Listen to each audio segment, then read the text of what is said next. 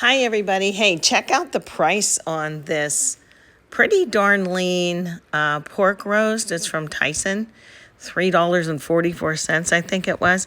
There's just the two of us, but this will be plenty, and we'll have leftovers. See that fat cap? I like it on top so it can render down. Today I'm going to use sauerkraut. Now, sometimes I use the jar or the bag. I like it in the can. It's just fine and dandy. I'm using one hand to film here, so forgive me. I'll scooch that around a little better in a moment. A little bit left in there, so I'll put a little bit of water, swish it around, and waste not, want not. My mama told me that.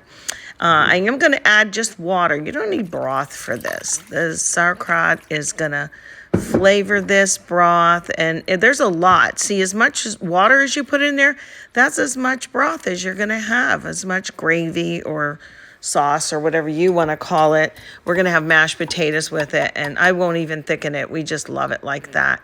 And this is going to cook pretty much all day on low.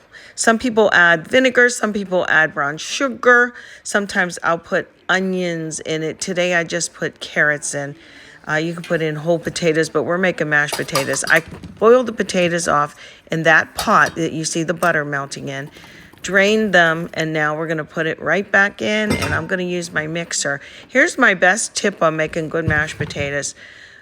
Mash them first, then you put the salt in, then you put your dairy in. Today we're using heavy whipping cream, making the mixture yummy. And this pork does just fall right apart. Here's my dish with the mashed potatoes and some broth. Oh, we had a little extra corn today too. But, save yourself some time.